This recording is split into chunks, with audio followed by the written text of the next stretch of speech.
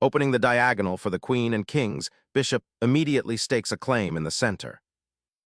Immediately challenging white's central pawn creates dynamic imbalances, setting the stage for a complex Sicilian battle. Initiating development, this knight sprints to a central square, eyeing immediate pressure on the d4 pawn and preparing castling. Solidifying the center and preparing the bishop's development, this move opens lines for a flexible Sicilian defense. Challenging the center immediately opens lines for white's pieces and creates dynamic possibilities. Striking at the center, black opens lines and challenges white's pawn presence, aiming for active piece play. Unlocking the center's diagonal, this knight spearheads an aggressive central pawn thrust, demanding immediate black attention. Developing the knight to f6 directly challenges the central pawn structure, aiming to free up the king's diagonal and prepare for castling. Unlocking central influence, this knight bravely occupies a forward outpost, reinforcing queenside development and challenging black's pawn structure. Preparing to secure a foothold for the queen's bishop, this maneuver subtly controls the b5 square, anticipating potential queenside advances. Seizing central space and setting up a pawn chain that aims to dominate the kingside, white boldly pushes forward, initiating a sharp Sicilian dragon structure with an aggressive intent. Developing the knight to its natural square here shores up the center and prepares for further queenside expansion, though it does cede some potential central dominance to white's advanced pawn structure. Preserving central influence while preparing for potential piece activity, this tempo-gaining maneuver subtly reinforces the pawn chain's integrity and keeps the option of advancing the king's pawn open later. Fettering the knight's scope, black boldly pins the e4 pawn's defender, injecting immediate tactical tension and preparing to disrupt white's central pawn structure. Challenging the bishop immediately forces a decision, potentially creating a weakness around black's king if the bishop retreats to a less active square, while also offering a free pawn on the queenside if captured. Sacrificing the bishop for the knight here is a double-edged sword. While it opens the g-file for potential attacking chances and removes white's strong knight, it surrenders the bishop pair, potentially weakening black's queenside control and creating a permanent dark square weakness around the king if white manages to establish pieces there. Consider how this impacts black's ability to develop effectively and contest the center in the coming moves. Reclaiming the center with immediate queen activity, this capture reasserts pressure on black's queenside pawn structure and prepares for potential attacks along the open d-file while simultaneously developing the queen to a commanding central square, eyeing threats towards the kingside.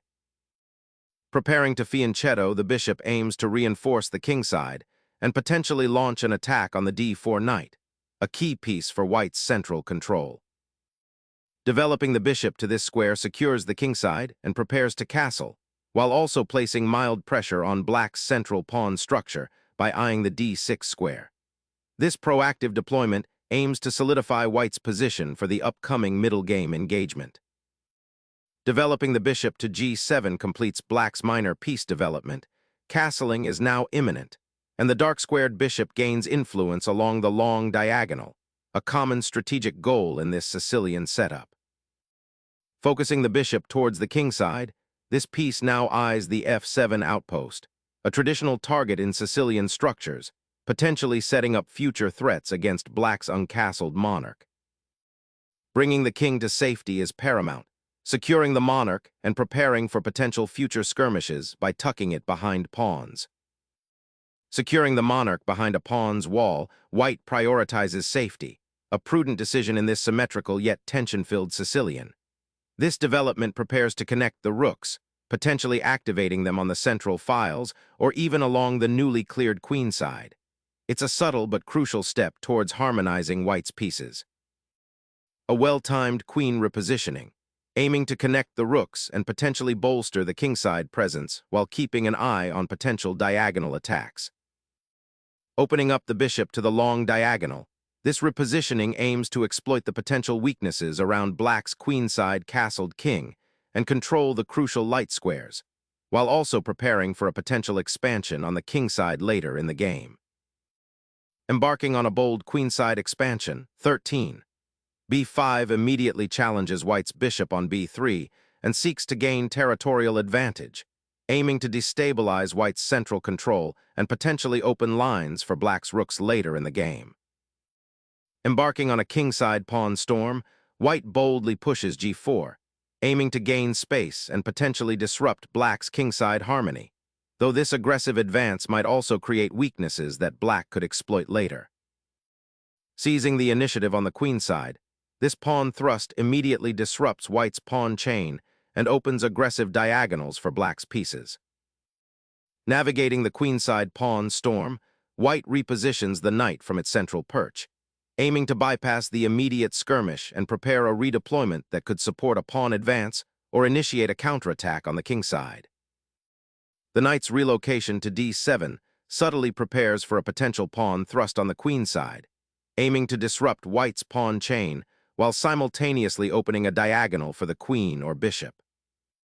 Solidifying control over the d-file is paramount, aiming to leverage the open nature of that central pathway for future piece activity, potentially pressuring black's castled king or disrupting their pawn structure should a timely pawn advance occur. The knight's jump to a5 initiates a fascinating strategic skirmish for control of the queenside. It challenges the bishop on b3 and simultaneously aims to disrupt white's central pawn structure by threatening to advance to b4 or even capture on c3 if the defender is misplaced. This maneuver injects dynamism into the position, potentially sacrificing queenside space in the short term for long-term piece activity and the disruption of white's harmonious development. Unleashing a central pawn thrust, white injects immediate tension, aiming to disrupt black's harmonious development and potentially prize open lines towards the king. This aggressive pawn advance forces a critical decision.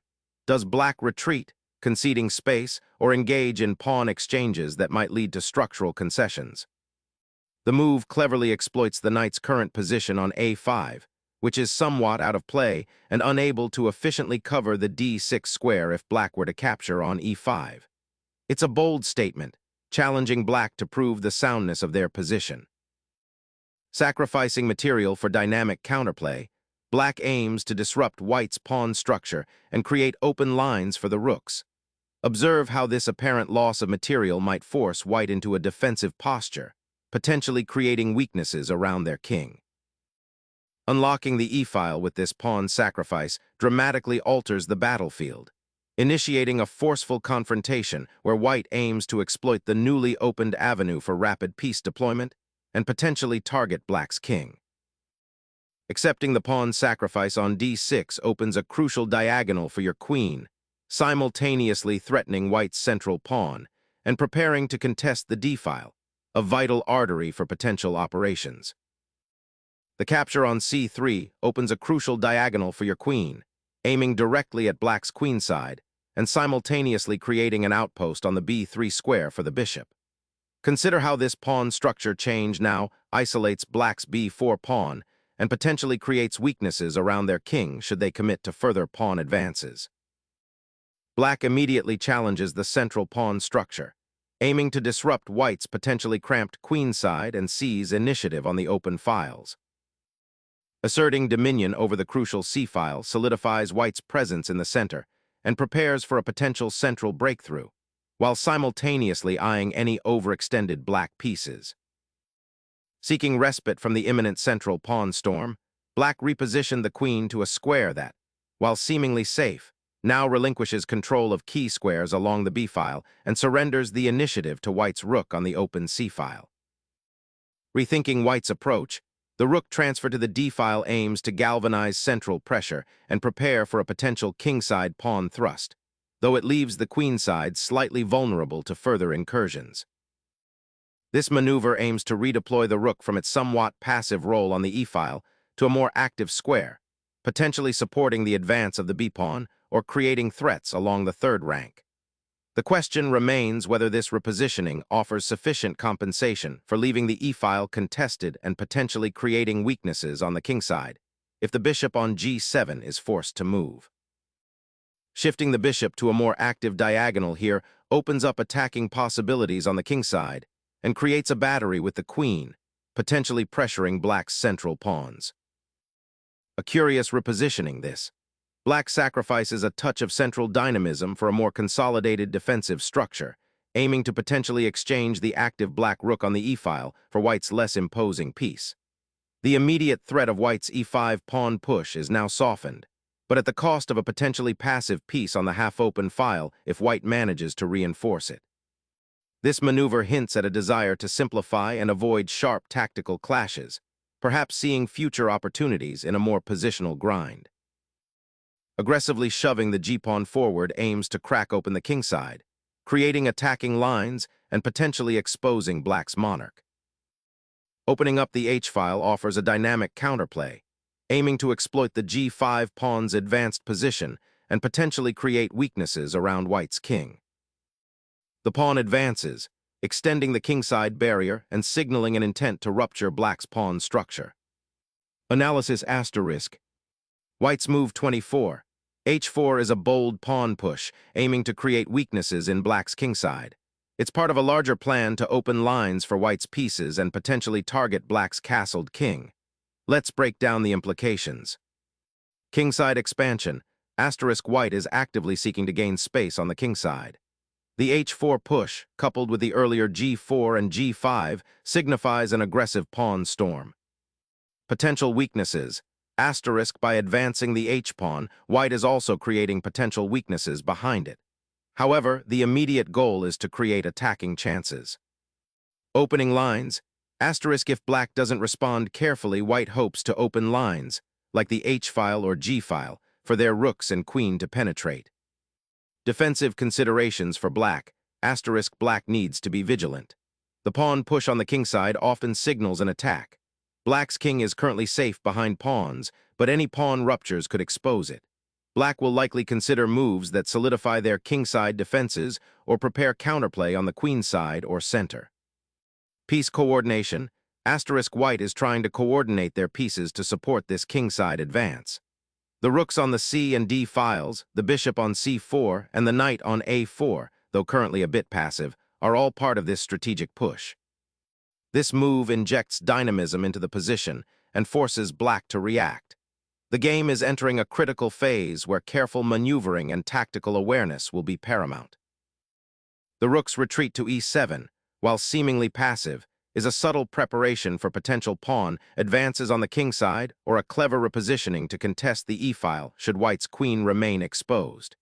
It's a defensive maneuver that also keeps options open, anticipating that white might not be able to fully exploit the open lines immediately. Shifting the queen to the center now puts immediate pressure on black's weakened queenside pawn structure and probes for any defensive oversights, potentially opening lines for a kingside attack or a swift queenside invasion. A daring pawn thrust that opens lines but risks leaving your king exposed. Consider the subsequent pressure on the now weakened kingside. Consolidating the rook's presence on the semi-open c-file now aims to pressure black's queenside pawn structure and potentially prepare a central breakthrough. Unleashing the rook into the heart of white's position, black seeks to disrupt the centralized queen and pressure the a4 knight, aiming to exploit the open files and create tactical complications that might unbalance white's seemingly solid structure. Seizing the central pawn after a deep sacrifice is a bold gambit, aiming to shatter black's pawn structure and open lines towards the vulnerable monarch.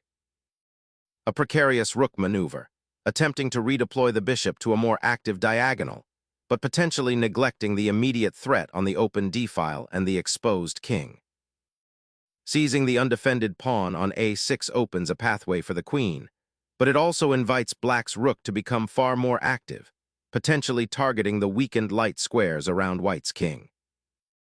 Reclaiming the initiative and reorganizing the queen's position is a sound idea after the queen was aggressively attacked. Reclaiming the central initiative, this queen repositioning forces a reckoning for black's centralized pieces. A desperado sacrifice aimed at disrupting white's king's safety. This audacious check forces the king out into the open, potentially creating complications and perhaps even a mating attack if white isn't extremely careful. Securing the king's escape route is paramount given the exposed nature of your monarch. This retreat repositions your sovereign to a safer square, evading immediate threats and preparing for potential defensive maneuvers against black's persistent queen and rook pressure. Rook sacrifice initiating a sharp counterattack, hoping to exploit the exposed monarch with doubled rooks, a risky but potentially game-deciding maneuver. Reclaiming the queen decisively opens a tactical battleground where the initiative shifts back to white, but be acutely aware of the doubled pawns on the d-file and the exposed black king. This maneuver, while seemingly regaining material balance, significantly alters the positional landscape, forcing a sharp reevaluation of piece activity and potential mating threats. Black aggressively challenges the queenside initiative, aiming to disrupt white's central pawn structure and potentially exploit the open lines. White aims to alleviate the pressure on the d-file and reposition the queen to a more active square, potentially eyeing the kingside.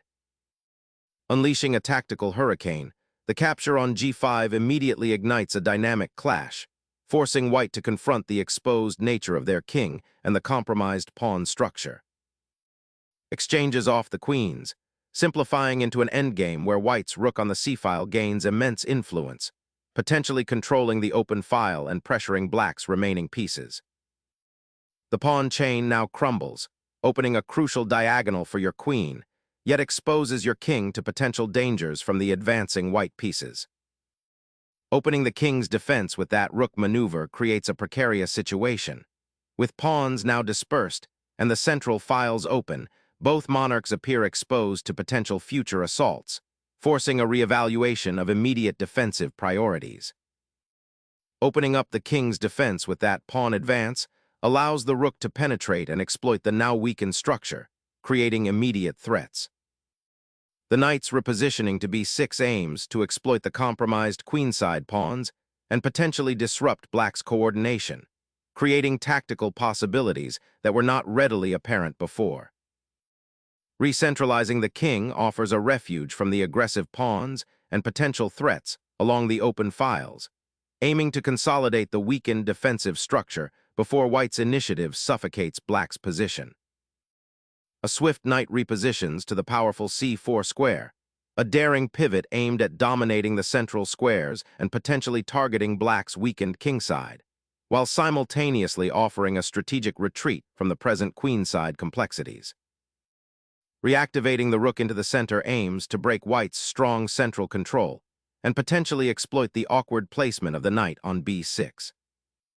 Pouncing on the exposed black king, the knight decisively occupies its central outpost, immediately threatening a cascade of checks and disrupting black's fragile defensive structure.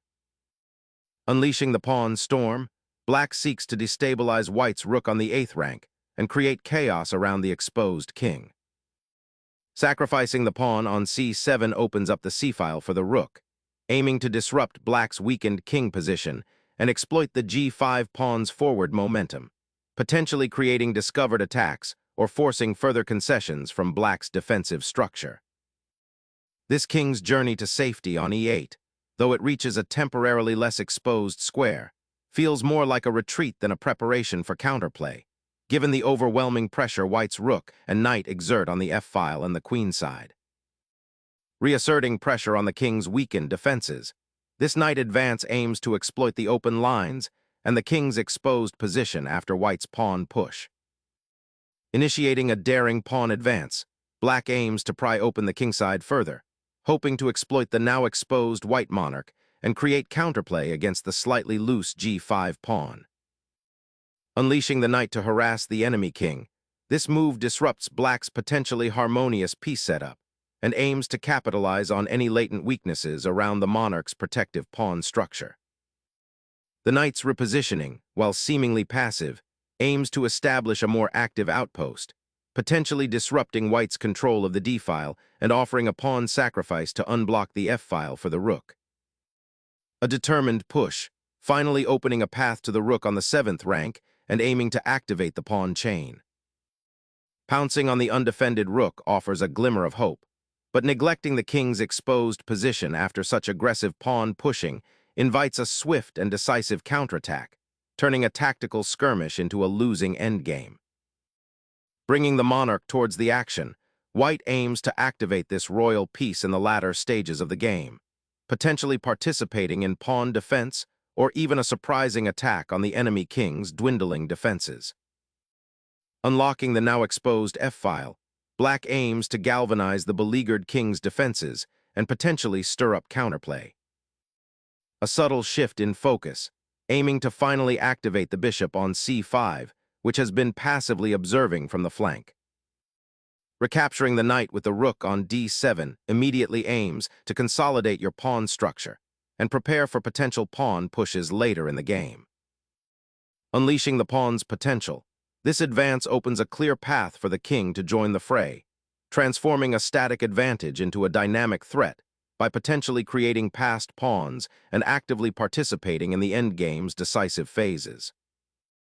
A desperate attempt to inject life into a fading position, this check aims to disrupt White's king's safety, but it sacrifices valuable pawn structure and offers no real counterplay against the dominant knight. The king sidesteps a potential fork and prepares to support the rook's advance, aiming to exploit the open file created by the pawn's capture. Seizing the open file with the rook offers a glimmer of counterplay, aiming to disrupt White's nascent passed pawn and potentially create an outpost for the knight if the queens depart. The bishop's repositioning offers a fresh defensive angle, aiming to shield the monarch from further infiltration while simultaneously preparing to exploit any weaknesses that might emerge on the king's side.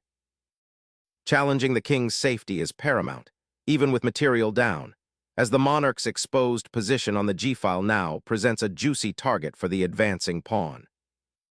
The king abandons its sanctuary, venturing into a minefield of potential threats with the hope of securing precious material.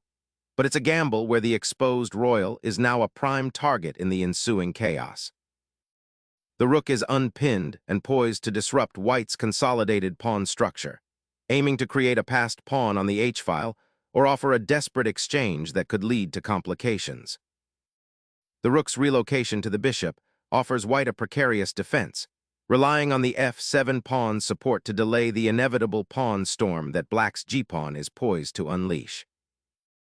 Unleashing the knight from its corner cage, the intention is to liberate it towards the critical central squares and potentially support an attack on White's exposed king if it can find a safe haven.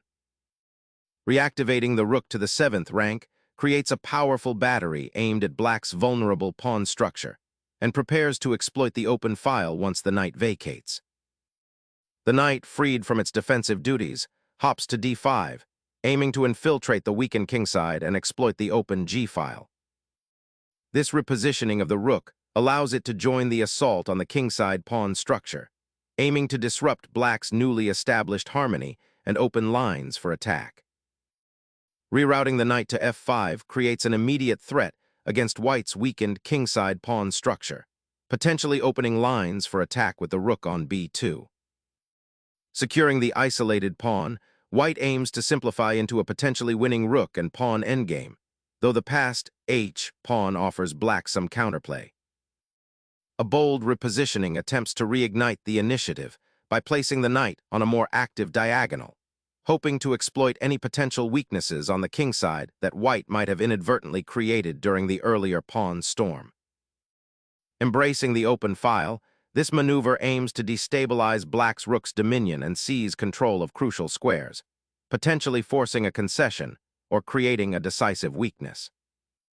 Unleashing the rook's check, Black aims to disrupt White's consolidated position and perhaps force a favorable exchange, hoping to simplify into an endgame where the pawn structure might be more manageable, although the king remains exposed.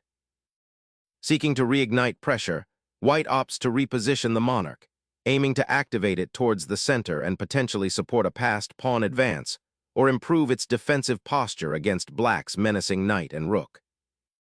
The monarch is exposed, desperately seeking sanctuary as the rook swings across the board, a decisive thunderbolt forcing the White king into an even more precarious position. Activating the monarch is paramount. Bringing the king towards the action, particularly in these scattered endgames, can be decisive for controlling key squares and supporting pawn advances, or even in creating threats. The rook's intrusion on the 3rd rank forces the White king into a desperate zigzag, highlighting the inherent danger of its exposed position after such a prolonged chase across the board. Seeking refuge and preparing to consolidate the rook's position behind the pawn chain offers the king a chance to escape the immediate danger on the open files. The black king, momentarily safe from the immediate onslaught, now finds itself in a precarious position as the white rook relentlessly probes the queenside, eyeing potential breakthroughs. Initiating a decisive king hunt, this swing of the rook forces the black king out of its protective shelter, opening avenues for a quick checkmate. The king is desperately seeking sanctuary, attempting to weave through the tangled mess of pieces on the dark squares. But the knight's aggressive positioning and the rook's flanking pressure create a suffocating noose that promises further complications.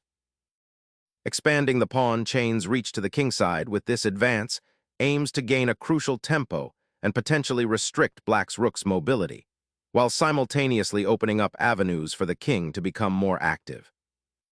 Shifting the king to the side, away from the impending pawn storm, might feel safer, but exposes it to potential endgame checks from that same rook. Unlocking the rook's potential by pushing this pawn forward, aiming to create passed pawn opportunities, and perhaps even a mating attack on the kingside. Shifting the rook to the b3 square allows black to potentially develop a more active defensive setup, aiming to coordinate pieces and perhaps create counterplay by targeting the open b-file or supporting a future pawn push. Securing the outpost for the knight, the white king ventures forward, a daring maneuver to support the pawns and prepare for a decisive push on the queenside. The rook tucks itself away defensively, seeking refuge behind the pawn chain as white's king prepares to advance and assert dominance over the liberated queenside territory. Activating the rook for a potent mating net, this maneuver eyes the vulnerable black king and seeks to exploit the open files created by the recent exchanges. The king shuffles back, a desperate attempt to find refuge on the back rank, hoping to evade the relentless pressure that's been building. Securing the rook on the 7th rank significantly cramps black's king and limits its escape routes, a crucial step in transforming a material advantage into a winning attack. The black rook charges forward, aiming to disrupt the white king's carefully guarded sanctuary and force a tactical shuffle. The white king bravely ventures into the heart of the action, aiming to participate in the endgame and support its rook.